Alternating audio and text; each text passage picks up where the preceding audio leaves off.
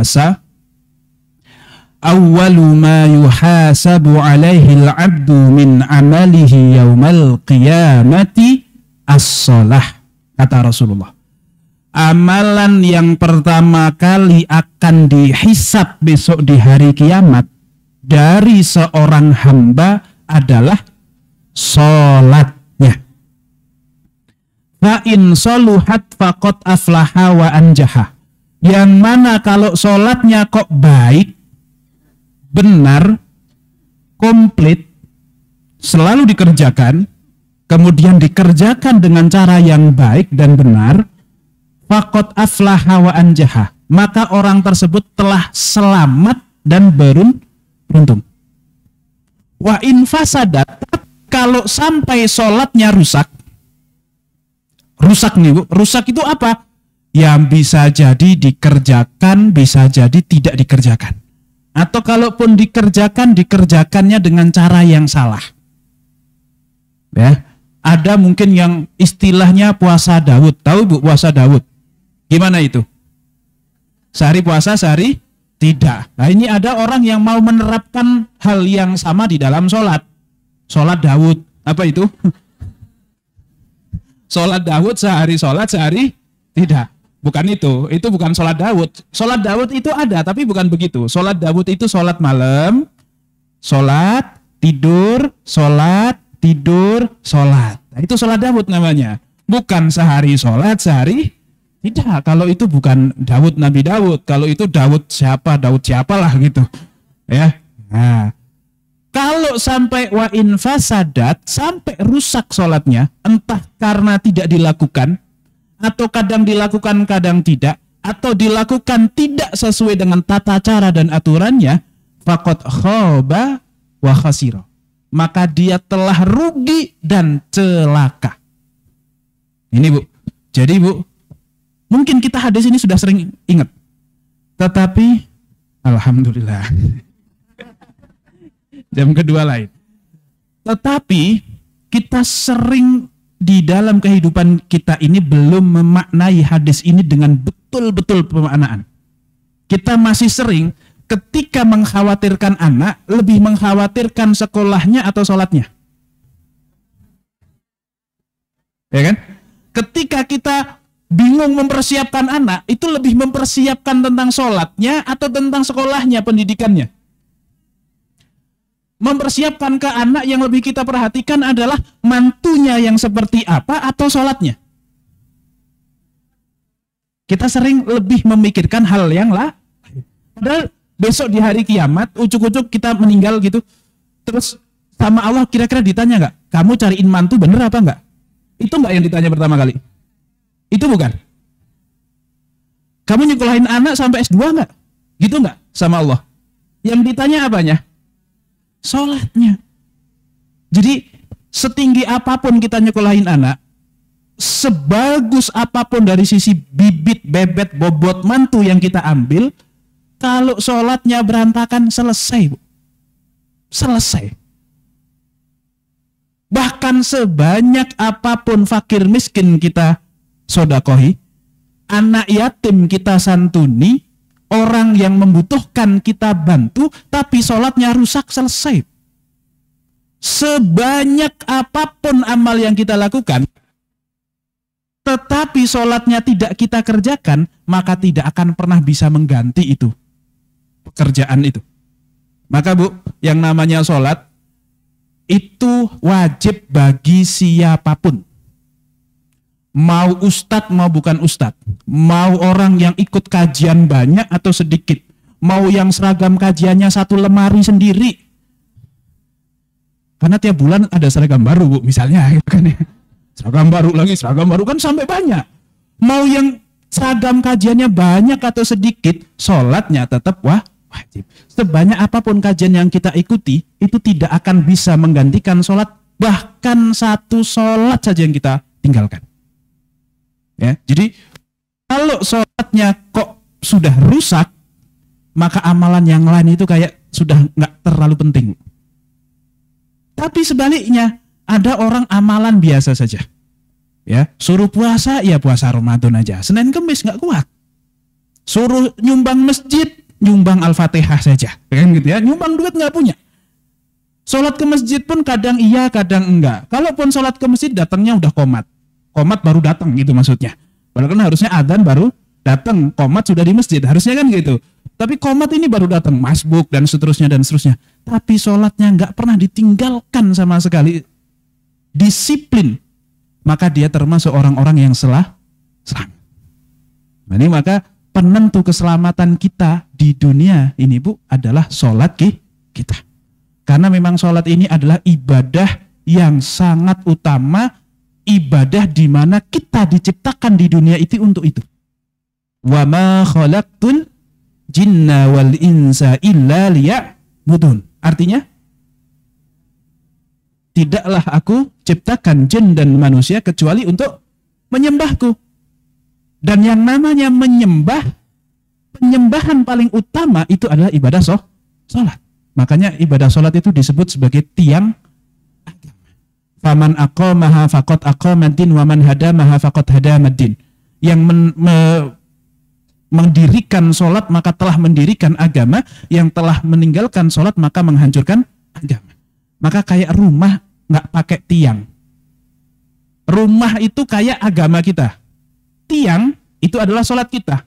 Ada rumah tiangnya roboh. Disebut rumah atau tidak, Bu?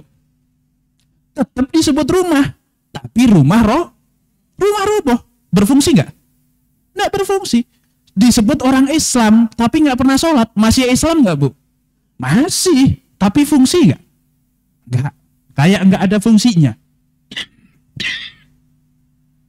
Maka dari itu, sholat harus betul-betul kita perhatikan untuk diri kita dan juga untuk anak keturunan kita. Itu paling penting. Oke, kita khawatir nanti saya kalau ndak ada, anak saya pada berantem rebutan waris nggak ya? Anak saya nanti hidupnya gimana? Bisa makan nggak ya? Bisa dapat kerjaan nggak ya? Boleh nggak khawatir tentang itu, Bu? Boleh, tapi yang paling harus kita khawatirkan, kalau saya nggak ada, anak-anak saya pada sholat nggak ya? Itu yang paling harus kita khawatirkan. Dan insya Allah kalau kita melihat anak kita sudah rajin, nggak harus disuruh, apalagi sudah sering jamaah ke masjid dan seterusnya, itu kita sudah bisa minimal masalah terberat sudah selesai, yaitu sholat. Masalah mereka bisa makan apa enggak ya? Ya saya khawatir. Tapi kalaupun saya khawatir, emang anak saya jadi makan? Kan enggak juga. Tetap semuanya terserah Allah. Tetap semuanya itu diserahkan kepada Allah. Kalau memang jatahnya masih hidup pasti dikasih makan kok sama Allah. Kan gitu. Enggak terlalu khawatir. Kenapa? Karena kekhawatiran terbesar sudah selesai. Dan memang sholat harus menjadi kekhawatiran paling besar. Oke. Dan ibadah sholat itu saking pentingnya, makanya dia disyariatkan berbeda dengan syariat yang lainnya. Kalau ibadah puasa, Allah memerintahkan melalui siapa? Allah perintah kepada Nabi Muhammad langsung atau melalui perantara? Melalui perantara siapa? Jibril.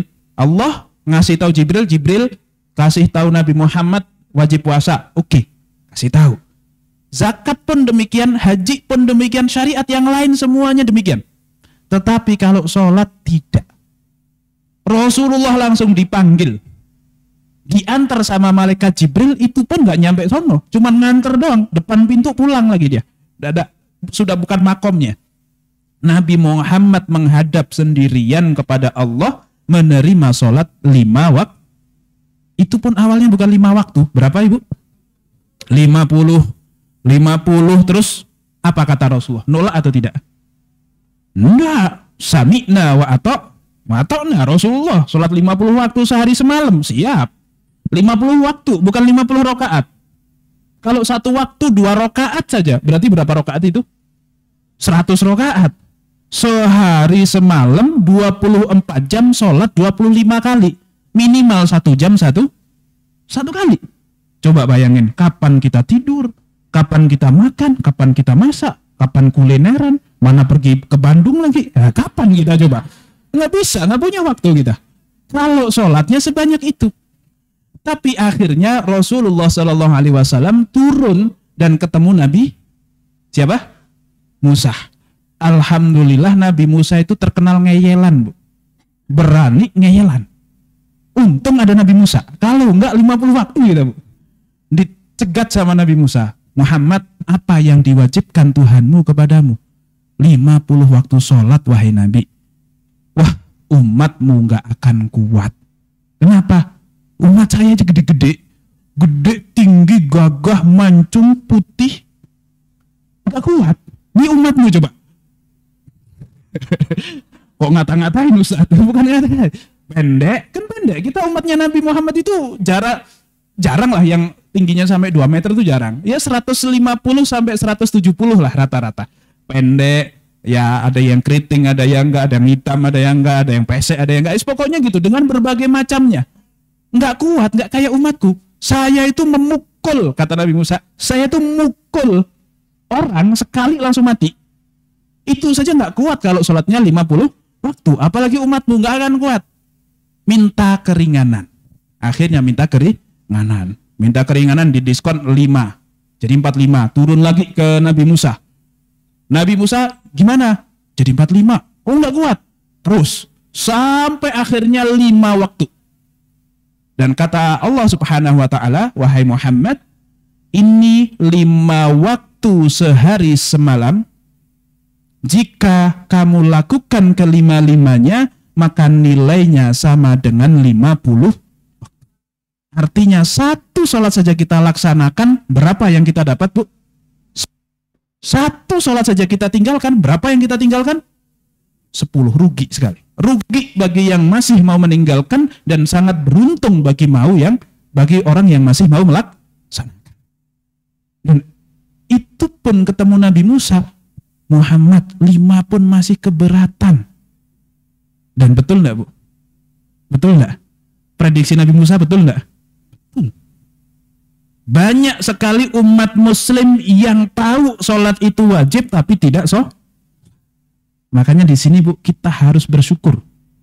Kita ini orang biasa. Sering maksiat enggak, Bu?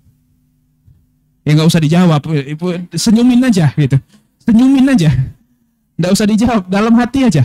Sering maksiat enggak kita? Kita ini orang biasa banget, ya kadang maksiat, kadang tobat dan seterusnya. Tapi ya Allah, kok saya masih dipilih Engkau sebagai salah satu hamba yang masih mau sujud. Di saat banyak sekali di luaran sana orang yang ngaku Islam tapi tidak mau sujud.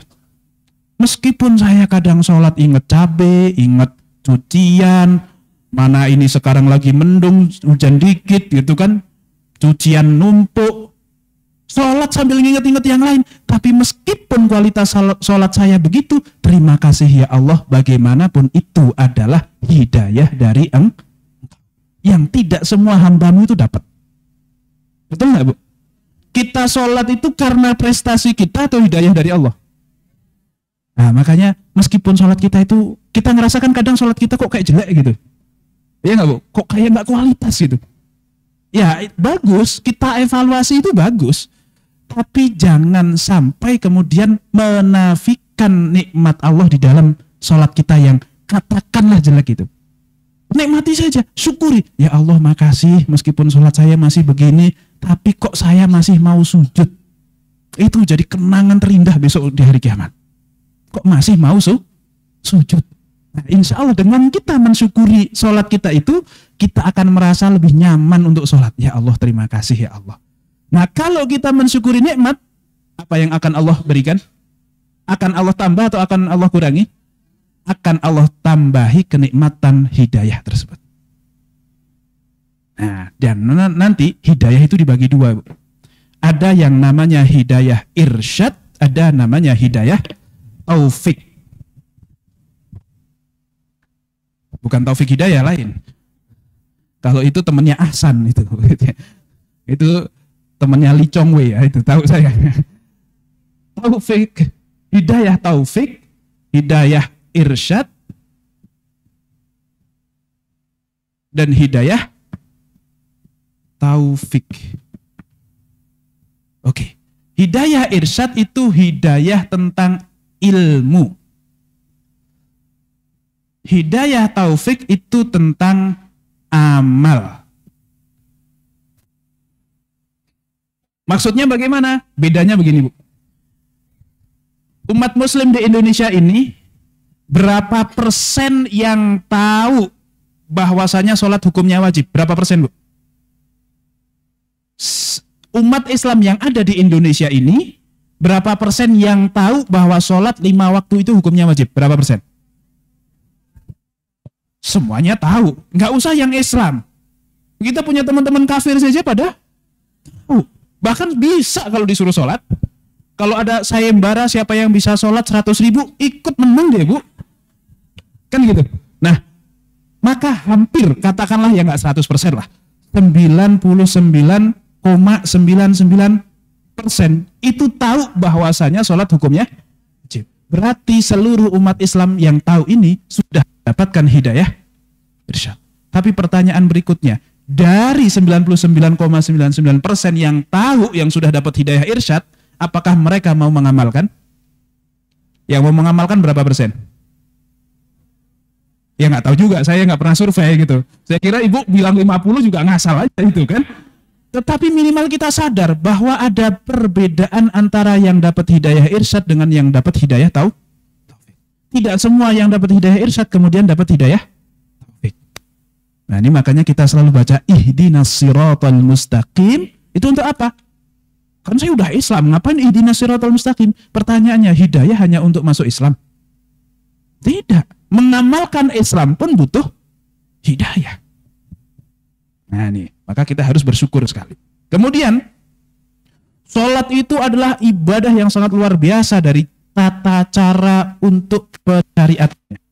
Sholat juga ibadah yang sangat spesial sehingga sholat disyariatkan supaya tidak bisa ditinggalkan siapapun dalam kondisi apapun. Ibadah puasa misalnya. Orang yang mau puasa aturannya adalah harus tahan lapar, tahan haus dari kapan? Subuh sampai maghrib. Kalau ada bapak-bapak udah sepuh 60-70 tahun. Terus dia bilang, Ustadz saya kena mah. Saya kalau 3 jam gak makan, wah bisa masuk ICU saya. Boleh gak Ustadz kalau saya puasanya per 3 jam aja? Atau saya minum obat, bisa Ustadz. Jadi saya puasanya itu sahur, minum obat segala macam, tapi mentok sampai zuhur harus makan lagi. Nanti habis zuhur, nggak apa-apa, bisa puasa lagi sampai maghrib. Ada nggak puasa kok sampai zuhur doang? Ada nggak Bu? Ada, tapi anak-anak itu bukan puasa, latihan. Kalau udah sepuh 70 tahun, boleh nggak puasa setengah hari doang? Boleh nggak? Ya nggak boleh. Nggak boleh. Nah terus kalau nggak mampu, Ustaz, nggak kuat, ya sudah nggak usah nggak usah puasa. Terus apa kewajibannya? Diganti bayar fit. Itu pun kalau mampu. Kalau udah sakit-sakitan, miskin lagi, bayar fidyah pun nggak mampu. Wajib puasa nggak? Tidak. Wajib bayar fidyah nggak? Nggak perlu. Nah terus apa kewajibannya pas Ramadan? Ya sudah nggak ngapa-ngapain, hahaha aja. Ya nggak mampu kok. Ibadah yang lain setiap tidak mampu maka kewajibannya gugur. Begitu pula ibadah zakat. Ibadah zakat yang wajib yang kaya, bahkan yang miskin kok wajib, malah dapat jatah zakat. Dan kaya pun harus paten kaya, Bu. Artinya begini, orang wajib zakat itu kan minimal haul dan nisab. Nisab itu batas minimal harta yang dimiliki supaya disebut kaya. Nisab zakat uang berapa? Nisab emas. Nisab emas. Berapa? Seseorang disebut kaya dengan punya emas itu minimal punya emas berapa? 85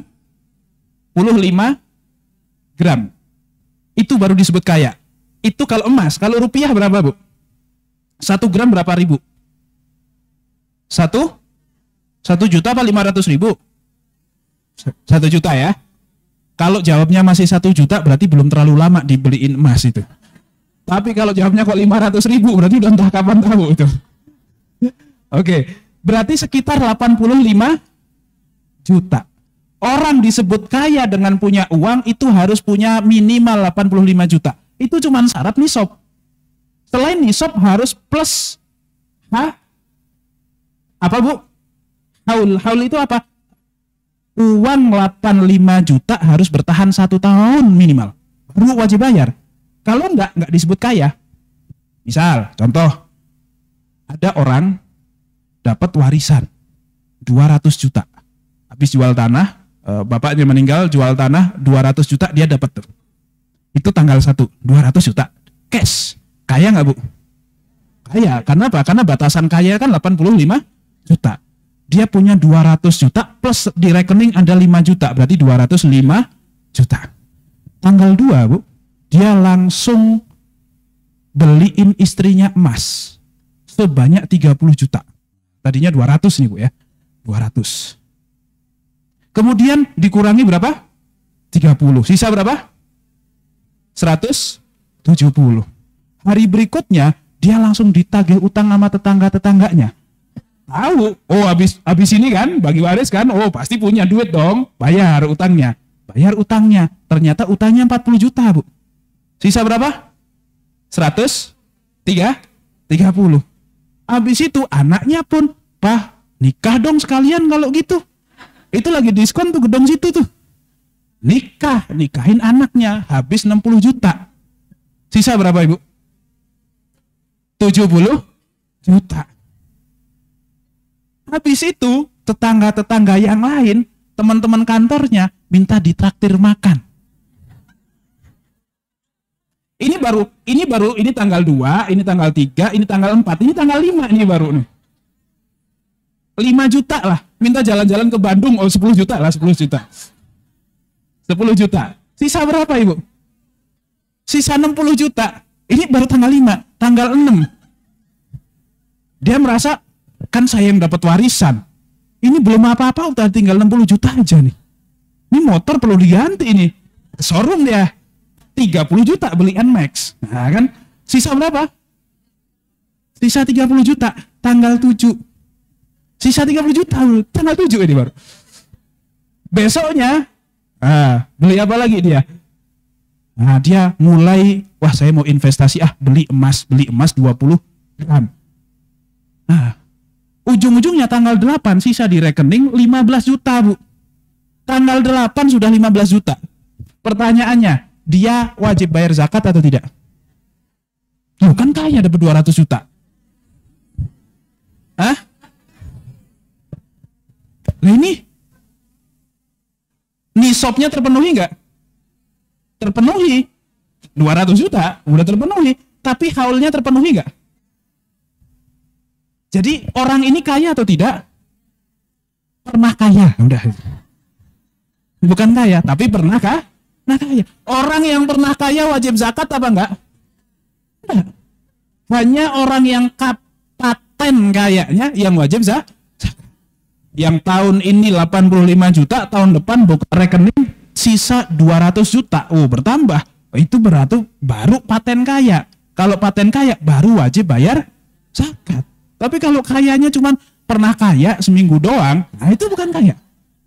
Maka tidak wajib bayar zakat. Itu zakat. Zakat kalau mampu wajib, tidak mampu tidak.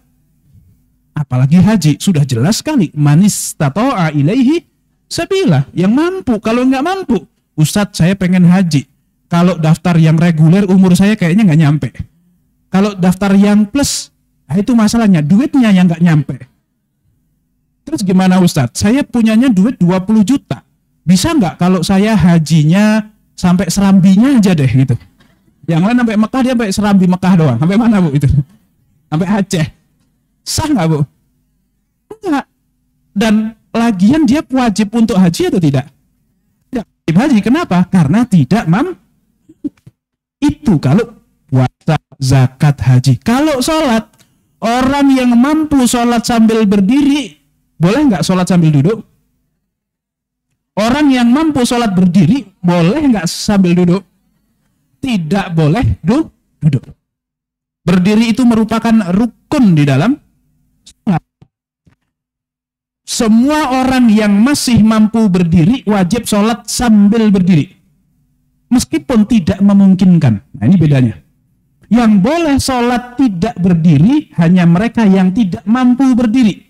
Bukan yang mampu berdiri tapi tidak memungkinkan berdiri. Contoh, orang lagi di pesawat. Ibu lagi di pesawat nih. Sholat wajib berdiri atau tidak? Wajib. Kenapa? Karena ibu mampu tapi memungkinkan nggak sholat berdiri di pesawat? Tidak memungkinkan. Maka silahkan sholat di pesawat sambil duduk, sambil nggak ngadep kiblat, nggak apa-apa, tetapi nanti diganti. Kenapa kok perlu diganti? Karena ibu adalah orang yang wajib sholatnya sambil mampu nggak? Memungkinkan atau tidak? Jadi tolong bedakan, yang boleh sholat tidak berdiri hanya yang tidak mampu berdiri. Bukan yang mampu tapi tidak Beda kan? Paham Bu bedanya? Ya. Nah, sama kayak tadi, orang pokoknya sholatlah sesolat-sholatnya supaya apa? Supaya jangan sampai waktunya keluar kok kita belum sholat. Kalau sampai waktunya keluar kok kita belum sholat, kita termasuk orang yang fawailul lil musallin. Tapi kan sholatnya nggak sah kalau nggak berdiri. Makanya nanti ketika nyampe rumah atau mendarat, kita ganti dengan cara yang sempurna. Kenapa perlu diganti? Karena sholat kita belum sah. Lah kalau memang mau diganti, ngapain pas itu kok sholat? Supaya tidak dicap sebagai fawailul lil musallin. Itu namanya sholat li hurmatil wakti. Pernah dengar nggak Bu? Belum ya? Ada yang pernah, ada yang belum. Ini paling hati-hati begitu. Kalau mazhab Syafi'i, kita sholat di pesawat, oke, sholat setelah, tetapi nanti harus diganti. Itu mazhab Syafi'i. Tapi kalau mazhab Hambali, sholat di pesawat, oke, silahkan sholat, perlu diganti atau tidak? Dalam Hambali tidak. Maka mungkin yang dulu-dulu Bu, sering kan sholat di pesawat terus nggak diganti? Ayo dah, yang dulu-dulu pakai Hambali deh, nggak apa-apa. Tapi yang besok-besok supaya lebih hati-hati, lebih baik pakai madhab Syah. Supaya apa? Ya kalaupun ternyata yang benar kok Hambali, minimal kita sudah kodok. Kan begitu. Itu namanya i'adah. Baik. Tapi lanjut lagi kepada sholat. Orang yang mampu sholatnya itu berdiri, maka wajib berdiri. Kecuali sholat sunnah. Kalau sholat sunnah boleh Bu. Meskipun ibu mampu berdiri, boleh nggak sholat sunnah sambil duduk? Boleh. Jadi silahkan sholat sunnah sambil duduk, tidak masalah, asalkan sholatnya sunnah. Ya, daripada misalnya lagi capek banget, biasanya duha, tapi pagi ini karena cuciannya banyak betul, habis pulang dari Bandung 2 hari jadi nggak nyuci kan gitu ya. Jadi kan nyampe rumah kan banyak. Ustadz kok Bandung mulu gitu. Biar kerasa gitu maksudnya. Nah, maka daripada nggak sholat duha, kalau mau sholat duha capek, sudah sholat duha sambil duduk nggak masalah. Pernah nggak Bu sholat sunnah sambil duduk, pernah nggak? Belum kan? Yang belum pernah cobain. Karena boleh, supaya ilmu kita itu nyampe. Oh ternyata tuh boleh. Bilang boleh doang, tapi kalau nggak pernah dipraktekin, itu biasanya nanti lupa. Nah, supaya nggak lupa, praktekin. Nggak apa-apa. Dengan sengaja tiba-tiba sholat sambil duduk. Ya, jangan di masjid, tapi nanti orang sakit apa Bu kan gitu. Jangan, di rumah saja. Sebagai ilmu, sebagai praktek dari ilmu. Orang sholat mampu berdiri, wajib berdiri. Kalau tidak mampu berdiri, apakah kewajibannya hilang? Tapi sholatlah sambil duduk. Sholat sambil duduk pun sudah tidak mampu, apakah kewajibannya hilang? Tidak, sholatlah sambil tidur miring. Tidur miringnya bagaimana? Sana kiblat, kepala di utara, kaki di selatan.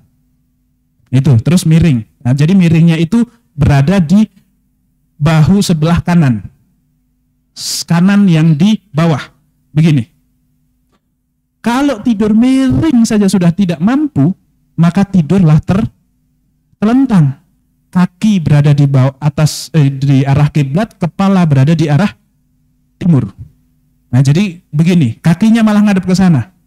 Ya, supaya wajah kita menghadap ke arah kiblat.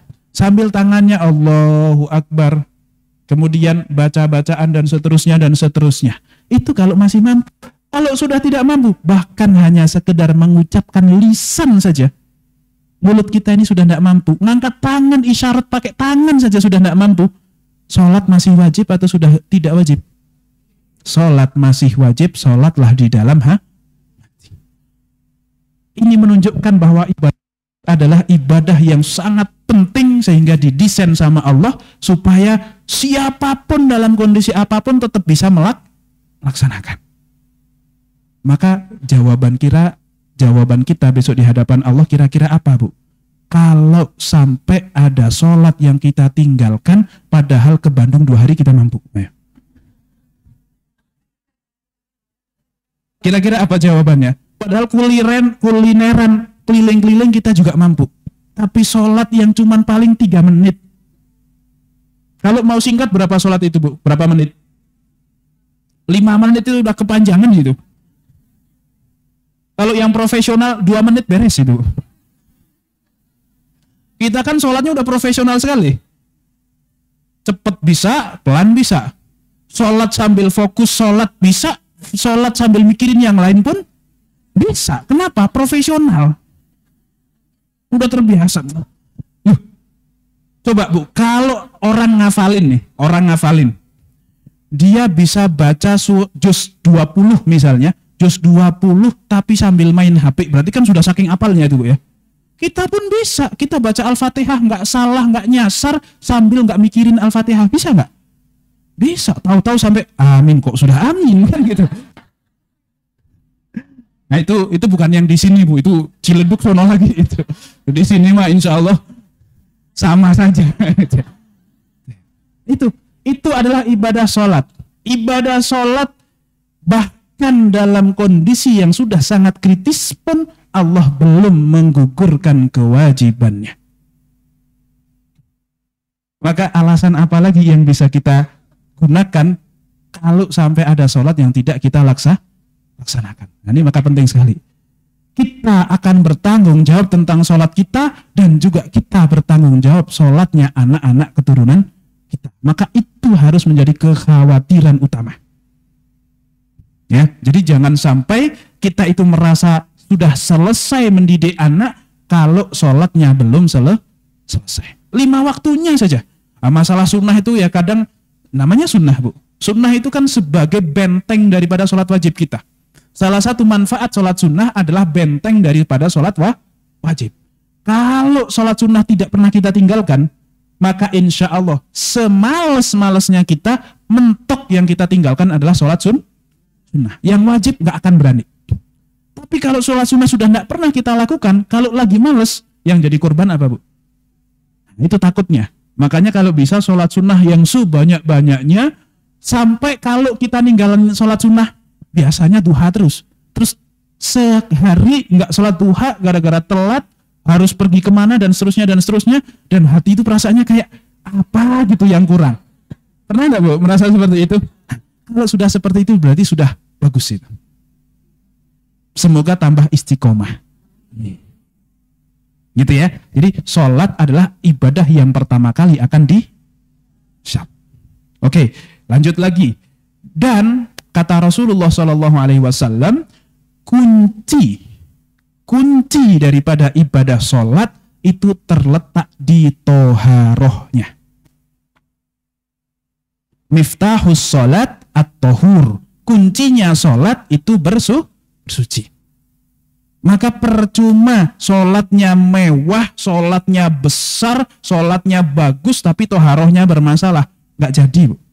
Ibarat ibu punya rumah mewah, besar, gede, di tempat strategis, tapi kuncinya hilang. Nah, mau apa? Bisa nggak tidur di dalam? Nggak bisa, tidur ngemper di depan tetap. Kenapa? Karena nggak punya kuncinya. Nah, maka toharoh itu juga akhirnya menjadi satu part yang sangat penting di dalam sholat. Maka hampir semua ulama kalau membahas fikih pasti mulai dari toharoh. Karena sholat adalah yang pertama kali akan ditanya, dan ternyata sholat punya kuncinya yang harus ditemukan dulu sebelum sholat, yaitu toharoh. Nah, dan yang namanya toharoh artinya apa, Bu? suci. Secara bahasa toharoh artinya bersih. An-nadhofah. Pernah dengar an-nadhofah? An-nadhofah dengan at-toharoh itu sama secara makna bahasa. Bersih dan suci itu sama secara bahasa. Meskipun secara istilah bersih dan suci adalah dua hal yang berbeda. Maka bersuci itu maknanya di dalam istilah adalah kegiatan mengangkat hadas dan menghilangkan najis. Toharoh hanya dari dua hal saja. Satu hadas, satu najis. Oke, sebelum sampai situ kita bedakan antara bersih dengan suci dulu. Ada beberapa hal yang bersih adalah suci. Ini misalnya lingkaran, ini bersih, Bu. Nah, ada lingkaran berikutnya lagi namanya suci. Ada irisan antar keduanya. Ini kayak diagram anak kelas SMP ini, Bu. Oke? Ada bersih, ada suci, ada yang di antara keduanya. Artinya apa? Tidak semua yang bersih itu suci dan tidak semua yang suci itu bersih. Tetapi ada bagian yang memang ya bersih ya suci. Contoh yang suci tapi tidak bersih. Contoh, Bu, apa? Suci tapi nggak bersih. Ya tayamum. Tayamum bersih nggak? Muka ditaruh debu bersih nggak? Kira-kira orang kalau habis cuci muka kok debunya masih ada, bersih nggak? Orang nyapu kok debunya masih kemana-mana, bersih nggak? Tapi suci nggak? Suci. Mohon maaf, apalagi keringat.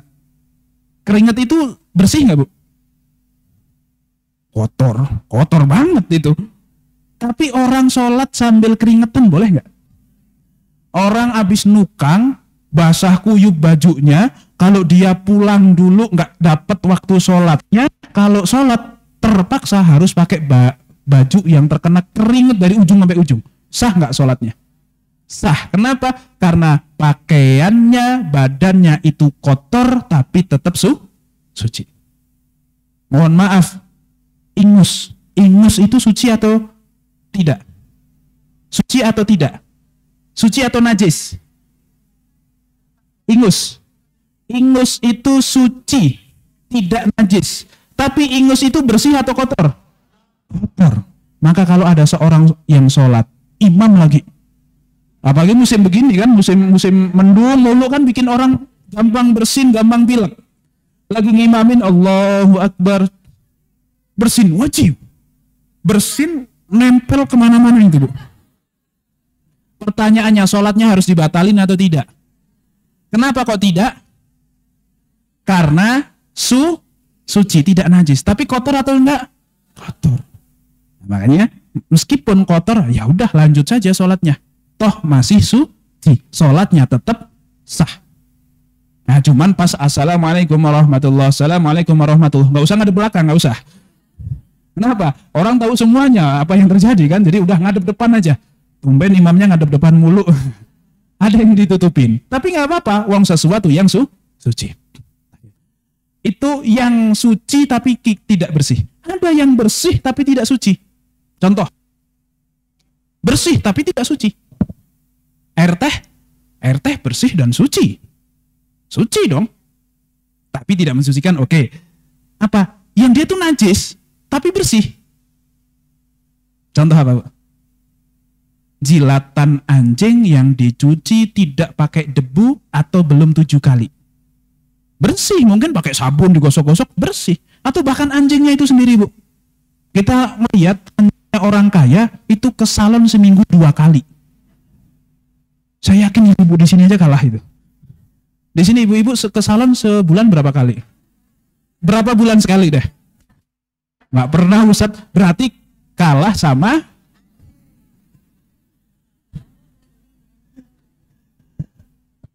anjing yang sudah ke salon seminggu 2 kali. Bersih atau tidak? Bersih. Orang dia tuh kena debu dikit aja langsung alergi, Bu. Gaya-gayaan banget itu anjing. Timbang anjing doang, kena debu dikit bersin dia. 2 minggu sekali ke salon. Tapi suci atau tidak? Tidak, sekali anjing tetap anjing. Ya maksudnya dia itu oke, bersih tapi tidak suci. Maka itu adalah contoh yang suci, yang bersih tapi tidak suci. Nah di tengah-tengahnya kebanyakan yang bersih itu suci. Oke. Kemudian yang berikutnya tadi, toharoh itu dari dua hal. Toharoh itu dari dua hal, satu dari hadas, satu dari najis. Kalau hadas itu bedanya apa, Bu? Hadas sama najis. Saya kasih contoh dulu. Saya kasih pertanyaan dulu. Ibu dari rumah sudah pakai mukena bersih, rapi, wangi, mau ke masjid sholat berjamaah. Udah wudhu dari rumah. Di jalan mohon maaf nginjek kotoran kucing, kena kakinya. Terus mau sholat, harus wudhu lagi atau tidak? Yang bilang wudhu lagi. Harus wudhu lagi atau tidak? Yang bilang tidak harus.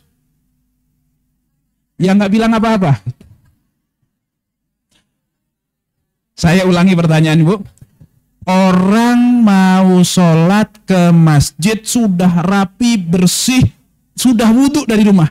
Di tengah-tengah jalan nginjek najis, kena kakinya. Harus wudhu lagi atau tidak? Jawabannya tidak perlu wudhu.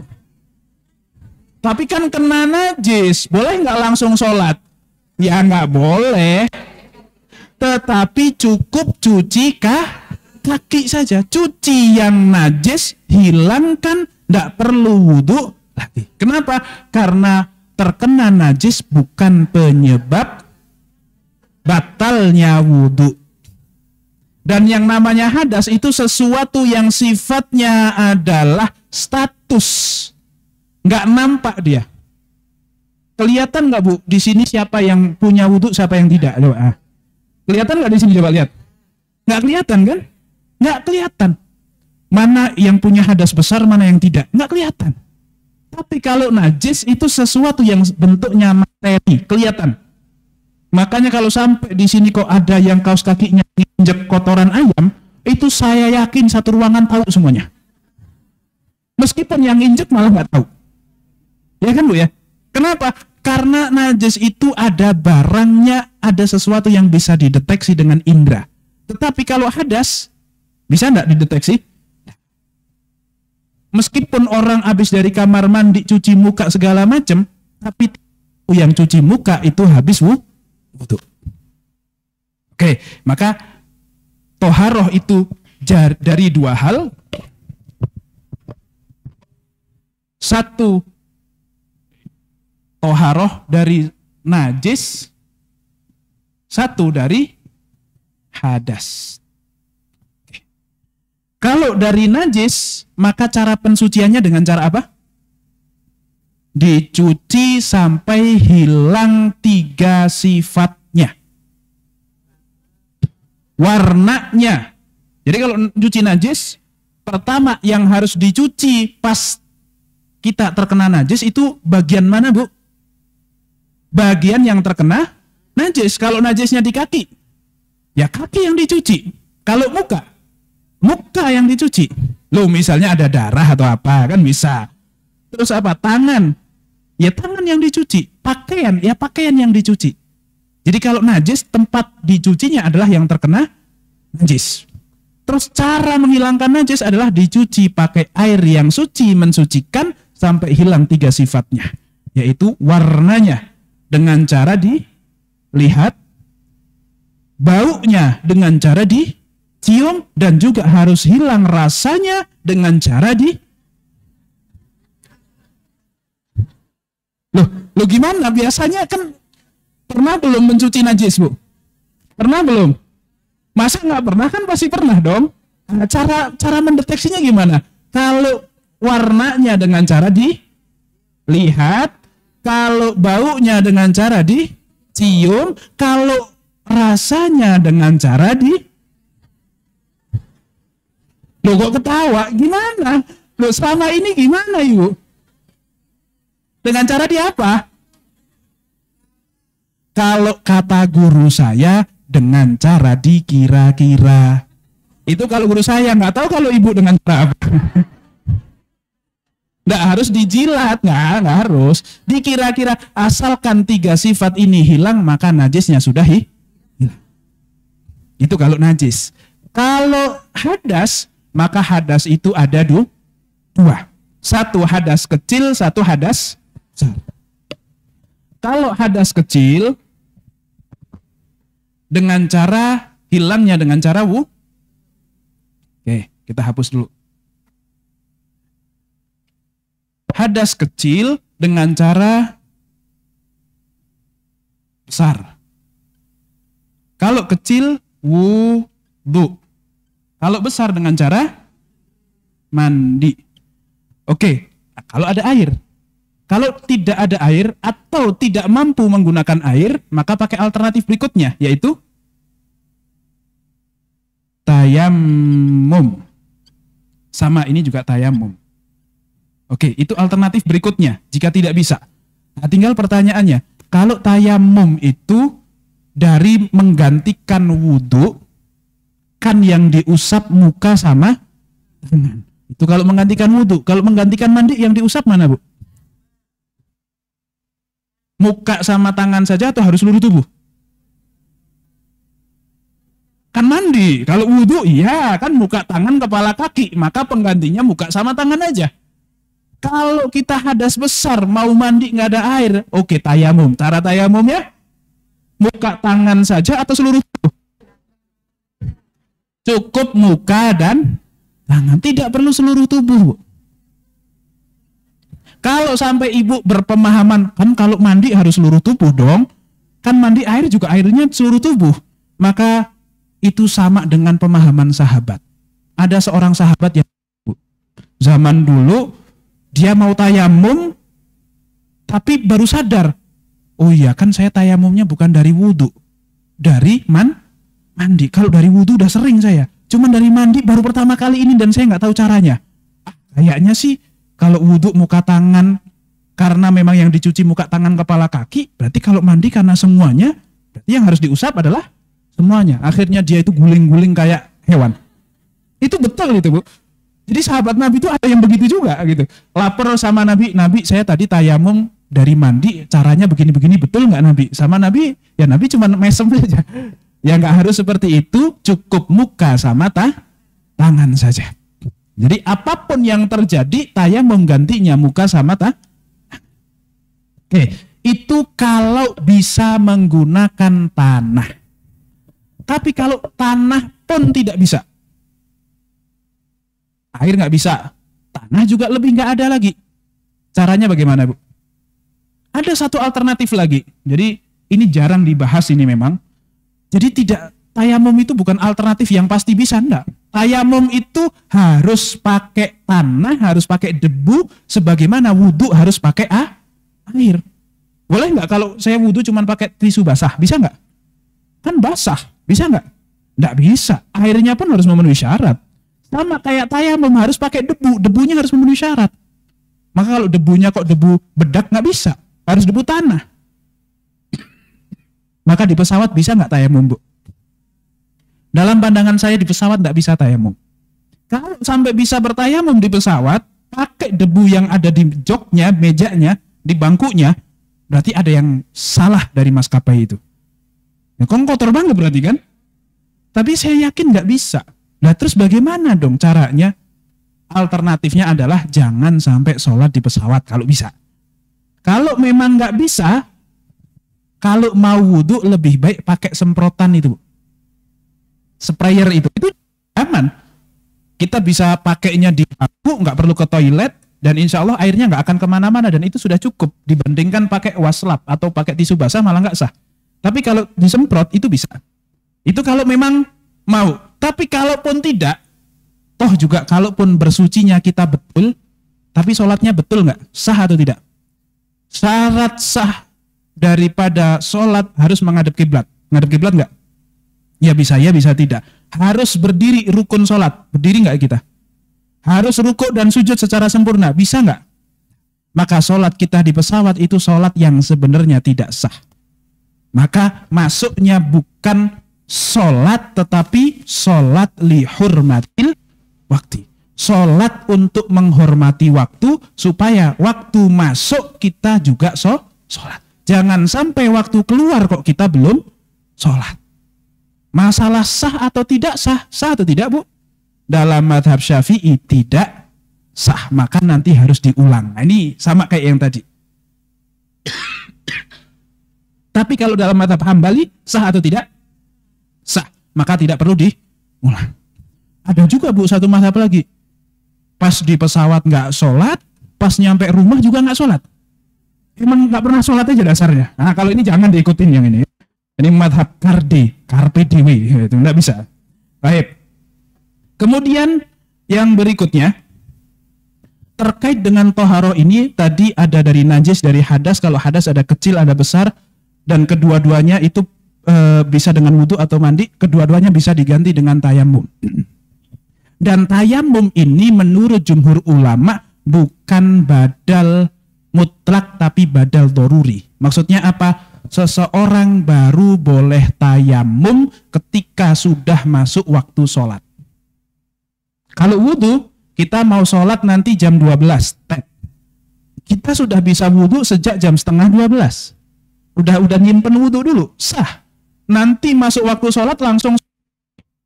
Tapi kalau untuk tayamum, maka belum boleh tayamum kecuali sudah masuk waktu sholat duhur atau sholat asar atau. Dan tayamum hanya bisa digunakan untuk satu sholat fardu saja. Kalau sholat sunnah bebas. Kalau kalau baca Quran bebas. Tetapi kalau sholat harus satu kali tayamum. Maka misalnya nih, sering kan, Bu, kita maghrib wudhu, sholat maghrib, habis itu kita ngaji nih. Ngaji sampai isya nggak batal, harus wudhu lagi nggak? Tapi boleh nggak wudhu lagi? Sunnahnya wudhu lagi. Niatnya apa? Tajdidul wudhu, memperbaharui wudhu, itu sunnah. Tapi apakah menghilangkan hadas? Ya tidak, wong hadasnya belum ada kok. Kan gitu ya. Maka tidak perlu mengangkat hadas, niatnya memperbaharui wudhu, kemudian sholat isya. Ya. Tapi kalaupun wudhu satu kali untuk dua sholat, boleh? Itu kalau wudhu. Kalau tayamum, sudah tayamum untuk maghrib. Habis itu kita ba'diyah, habis itu kita ngaji sampai isya. Pas mau sholat isya, boleh nggak kita langsung sholat? Harus tayam. Bahkan kalaupun kita musafir, jamak. Zuhur sama asar. Sholat duhur tayamum. Habis sholat duhur beres salam, kosor misalnya 2 rakaat. Habis itu mau sholat asar. Boleh nggak langsung sholat atau harus tayamum lagi? Tetap harus tayamum lagi. Meskipun jamak. Meskipun jamak. Baik, itu. Jadi tayamum hanya pengganti sementara. Kalau wudhu bisa menghilangkan hadas, tapi kalau tayamum tidak bisa menghilangkan hadas. Tayamum itu statusnya hanya menjadikan kita boleh sholat dalam kondisi berhadas. Oke, terakhir, Bu. Ini kita sampai jam berapa sih, Bu? Mohon maaf. Sampai sore. Nanti setelah itu ada tanya jawab sedikit. Oh, baik, baik. Ya. Jadi sedikit lagi tentang niat.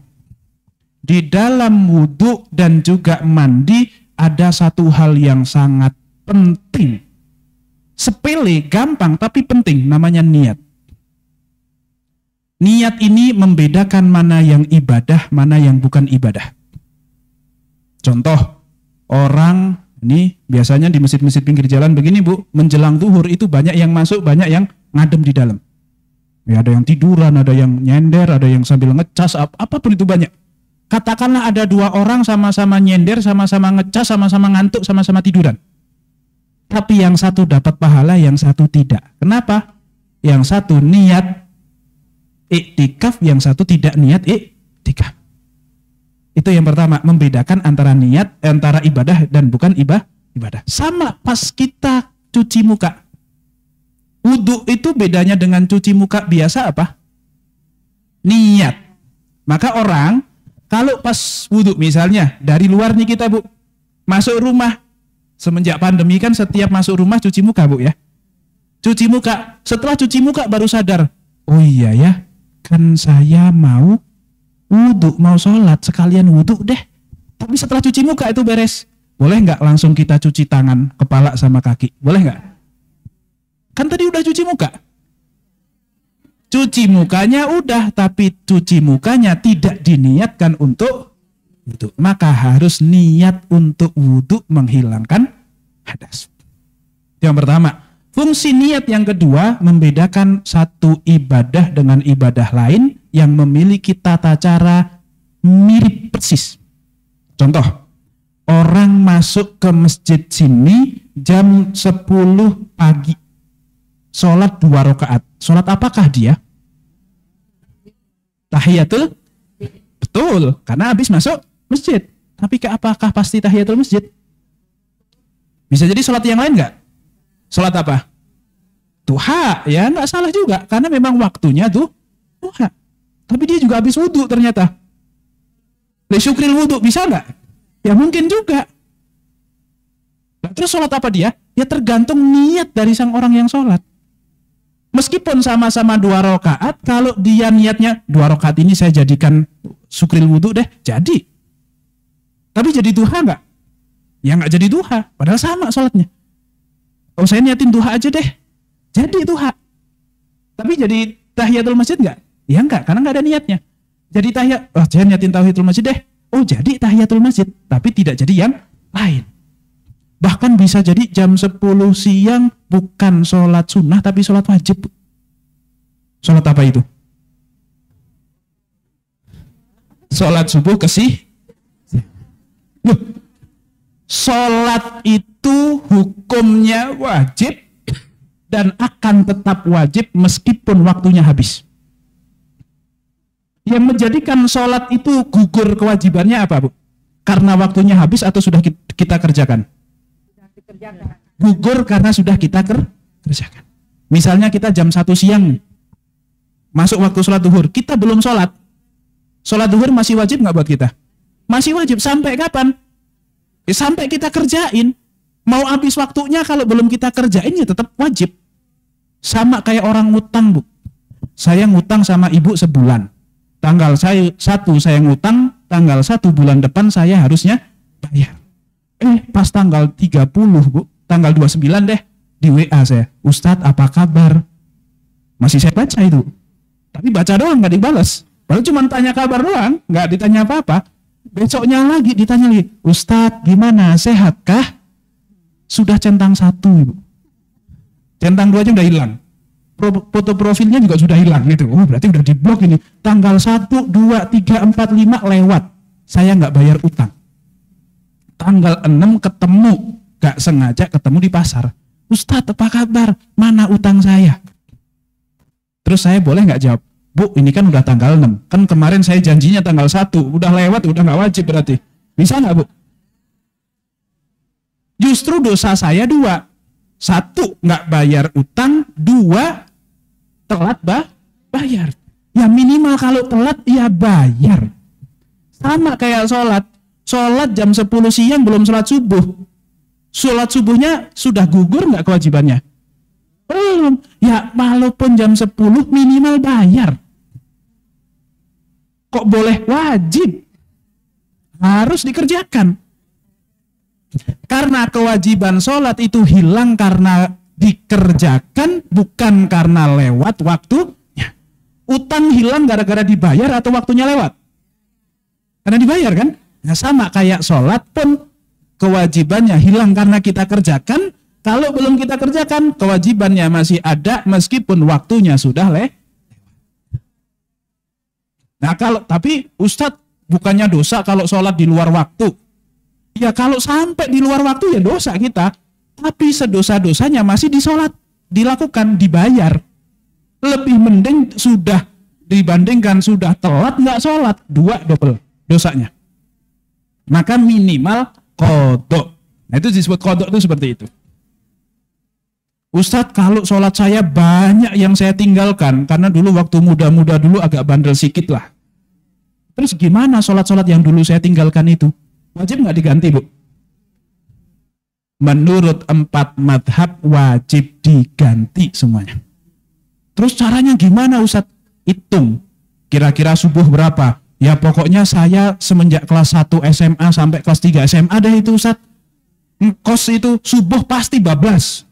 Hitung saja 3 tahun. Dikurangi headnya berapa kali ini dan seterusnya. Katakanlah ketemu 1000. Udah itu kerjakan. Kerjakannya kapan? Ya terserah, kalau sudah kodok terserah. Mau malam, mau siang, mau apa terserah. Mau urut, mau nggak urut terserah. Niatnya gimana? Ya pokoknya sholat kodok udah. Niat itu yang penting dalam hati, nggak harus bahasa Arab.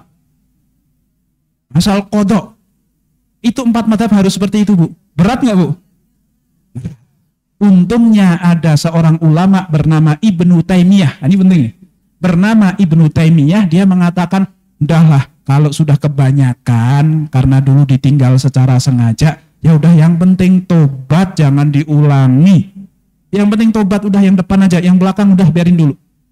Itu Ibnu Taimiyah bilang nggak apa-apa. Alhamdulillah. Tapi kalau mau kodok tetap sebaiknya dikodok. Paling aman dikodok. Tapi kalaupun nggak, minimal ada Ibnu Taimiyah, alhamdulillah. Ini kalau saya nggak ada Ibnu Taimiyah, mungkin saya dipukulin orang nih Bu, bilang begini kan. Oh, karena semua orang harus wajib sholat. Ustadz baru tobat, suruh ganti 5 tahun yang lalu. Oh kan pusing. Ya udahlah, udah yang apa yang ada di depan kerjain dulu, yang belakang udah nanti. Kalau pas lagi rajin, lagi semangat, oh, Ustadz sholat kan ibadah yang luar biasa pahalanya. Saya nggak mau ketinggalan, hajar. Tapi dihitung Bu, dihitung, dibikin kalender di rumah, hitungan subuh jangan subuh Bu, 1000 gitu misalnya. Nah terus di sampingnya itu garis, kalau udah 5 coret, garis, coret. Terus bawahnya D, zuhur maksudnya, sekian, garis, coret, buat ngabsen. Terus anak kalau lihat, Ma ini jadwal apa sih Ma? Nah itu nggak usah ngaku, udah. Oh ini rahasia, ini sesuatu lah pokoknya. Jangan ngaku, nanti kalau ngaku ditiru sama anaknya kan. Malu kita sama anak, nggak boleh. Nggak usah ditiru, tapi kalau mau dilakukan itu sungguh sangat luar biasa baik. Kalaupun tidak, ya minimal sudah banyak-banyak bertobat, yang depan kita kerjakan. Itu fungsi niat yang kedua, membedakan satu ibadah dengan ibadah lain. Fungsi yang ketiga, menggabungkan pahala ibadah dari beberapa ibadah yang bisa digabungkan. Tadi jam 10 masuk masjid, pilihannya apa saja Bu? Duha, tahiyatul masjid, li syukril wudu. Itu 3-tiganya bisa digabung jadi satu. Ya Allah, dengan 2 rakaat ini saya tahiyatul masjid, saya li syukril wudu, saya sholat duha. Bisa. Kalau niatnya 3 dapat pahalanya 3. Tapi kalau niatnya 1 dapat pahala 1. Itu kalau yang sunnah-sunnah gitu bisa digabung-gabung. Kayak sholat puasa sunnah. Hari Senin tanggal 13 bulan Syawal lagi, atau bulan misalnya apa, Sya'ban, atau bulan Muharram, Rajab misalnya. Ini kan banyak sekali. Senin ya sunnah, tanggal 13 juga Ayyamul Bid, bulan Syawal juga ada puasa kesunahan Syawal. Niat dengan 3-tiganya, insya Allah dapat 3-tiganya. Nah, fungsi yang ketiga, mendapatkan kemaksimalan fadilah ibadah yang bisa Tapi kalau saya niat puasa Senin Kemis, tambah Ayyamul Bid, tambah kodok puasa, boleh nggak? Ya boleh-boleh saja, tetapi yang jadi cuman kodoknya tok. Yang lain hilang, yang lain nggak dapat. Yang jadi cuman kodoknya saja. Nah itu fungsi daripada niat. Insya Allah paham Ibu ya? Baik. Saya kira cukup, sudah jam 11 lebih Ibu. Baik, alhamdulillah. Banyak ilmunya ya Ibu-ibu ya. Alhamdulillah. Terima kasih. Kita kembali ke sesi berikutnya untuk sesi tanya jawab. Mungkin Ibu-ibu ada, kita batasi mungkin waktunya tinggal 15 menit, mungkin 2 aja kali ya. 2 ya. Yang satu Ibu, satu pojok Ibu. 2 ya. Baik. Silakan. Dengan Ibu siapa, maaf? Assalamualaikum warahmatullahi wabarakatuh. Saya dengan Ibu Eli. Saya jadi kepikiran sholat ini ya Pak Ustadz. Saya pernah pergi dengan teman ke rumah makan yang rata-rata itu supir-supir truk gitu ya. Itu bau sekali kamar mandi dan tempat wudhu. Nah pas saya sholat itu kan saya tidak bisa menahan istilahnya itu bau pesing lah gitu ya. Saya sholatnya terburu-buru gitu. Jadinya asal Al-Fatihah sudah gitu maksudnya. Nah terus itu apakah sholat saya apakah seharusnya sebenarnya saya ulang kembali gitu Pak Ustadz gitu. Baik. Terima kasih. Assalamualaikum warahmatullahi wabarakatuh. Waalaikumsalam warahmatullahi. Paham Ibu ya? Sholat keburu-buru karena tidak tahan bau pesing. Sah atau tidak? Tergantung. Rukun dan syaratnya terpenuhi atau tidak? Kalau terpenuhi maka sah meskipun buru-buru, meskipun nggak khusyuk. Tapi kalau tidak terpenuhi maka tidak sah. Nah rukun terpenuhi itu apa saja? Tadi Fatihah baca. Kemudian apa lagi? Tumakninah. Ya kalau rukuk sujud nggak mungkin ketinggalan. Masa gara-gara keburu-buru sujudnya sekali doang? Kayaknya sih enggak sih. Cuman tumakninahnya bagaimana? Kalau sudah sempat tumakninah, meskipun nggak baca Subhana Rabbiyal Azim, baca Subhana Rabbiyal Azim hukumnya apa? Sunnah. Berarti kalau tidak mas. Yang penting pas sujud itu sempat nempel batuk, diam sejenak. Sekitar baca Subhanallah, maka sudah sah. Meskipun set, enggak masalah. Bacaannya juga cuman Fatihah doang. Bismillahirrahmanirrahim. Alhamdulillahirabbil alamin. Ghairil maghdubi alaihim waladdallin. Amin. Bahkan aminnya pun enggak dibaca. Amin itu Al-Fatihah bukan? Bukan. Amin itu hukumnya sunnah bacanya, Bu. Asalkan itu semuanya sudah terpenuhi, maka sah. Khusyuk enggak? Enggak, pasti enggak khusyuk lah. Pesing kan gitu ya, pasti nggak khusyuk, tapi sudah sah, nggak perlu diulang. Dan nggak boleh kita membatalkan sholat hanya gara-gara nggak khusyuk, nggak boleh. Ya kalau nggak khusyuk, bagaimana pas sholat? Rokaat pertama aman, rokaat kedua mulai nggak khusyuk, boleh nggak dibatalin untuk diulang sholatnya? Nggak boleh. Caranya bagaimana? Istighfar lawan itu ketidakkhusyuan. Nah, kalau masalah sampai akhir tahiyat kok nggak khusyuk juga, udah nggak apa-apa, sholatnya sah. Khusyuknya diganti di sholat sunnah, banyak-banyak aja sholat sunnah. Bukan malah sholat wajibnya dirusak, nggak boleh. Nggak boleh merusak amal wajib. La tubtilu a'malakum, jangan kalian batalkan amalan kalian. Kecuali kalau memang kentut misalnya, itu batal. Tapi kalau nggak ada satu hal yang membuat kita batal, maka sholat kita masih statusnya sah. Apapun kondisinya, apapun kualitasnya. Yang penting syarat rukun terpenuhi, pembatal-pembatal bisa dihindari, maka sholat kita sah, sudah selesai, gugur kewajiban, tidak perlu diulang. Nah, masalah diterima atau tidak, merasa tidak puas atau bagaimana, puas-puasin di sholat sunnah. Ya, puas-puasin di sholat sunnah. Allahu a'lam bishawab. Baik, satu lagi Ibu, oh ya silakan.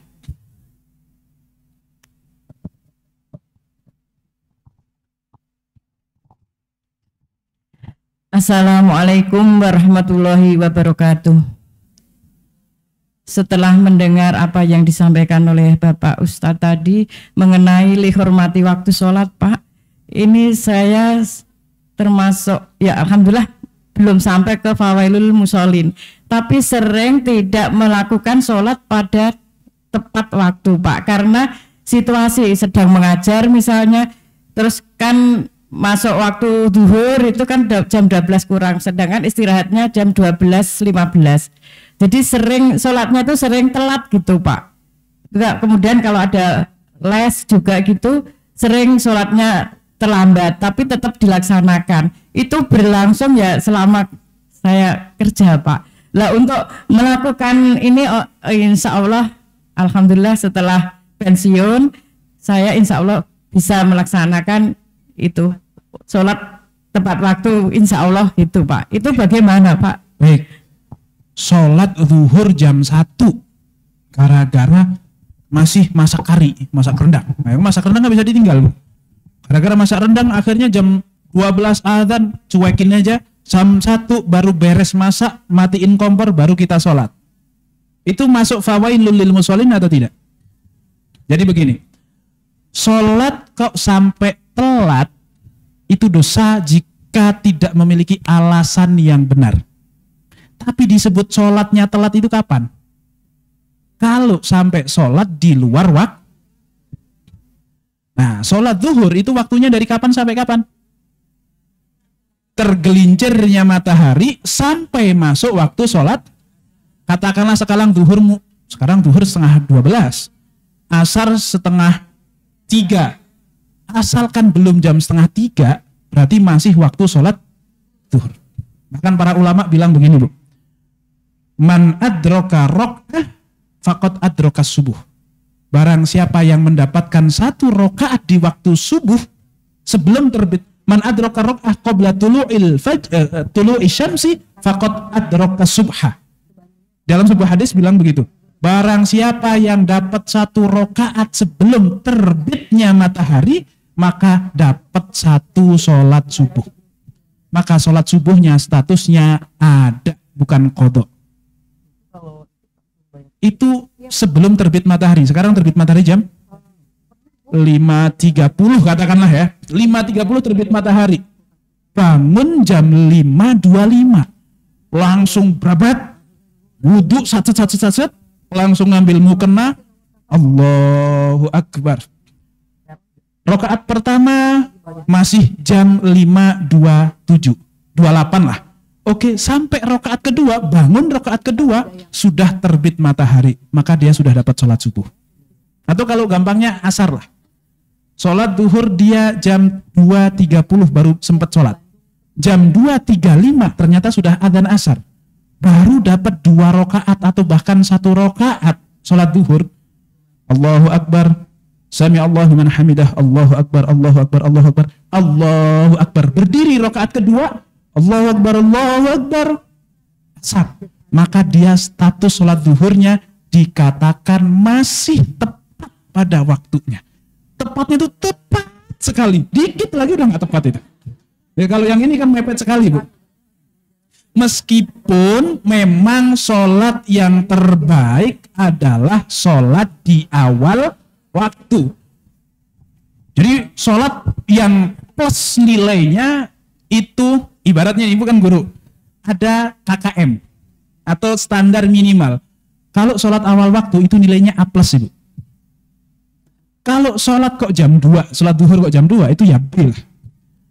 Kalau sholat kok jam setengah 3 mepet 1 rakaat, habis itu langsung asar, itu C.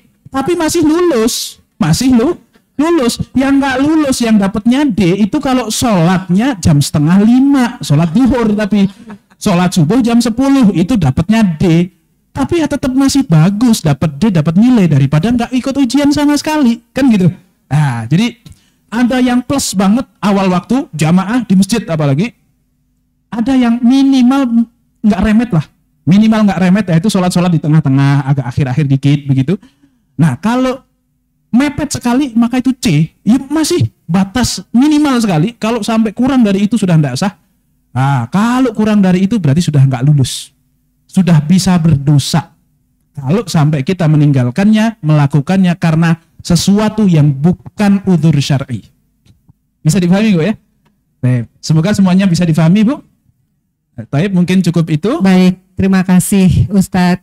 Terima kasih Ibu-Ibu. Maaf ya yang mau tanya karena waktunya sudah mau habis, mau zuhur. Sebelum kita tutup Ustadz, boleh dibantu untuk kita berdoa bersama. Oh, baik. Untuk penutup. Baik, terima kasih. Baik ibu-ibu yang dirahmati Allah, alhamdulillah hari ini kita bisa ngaji tahsin, bisa ngaji fikih. Ya meskipun dadakan, meskipun tidak direncanakan gitu ya Bu ya, tetapi semoga ilmunya tetap bermanfaat.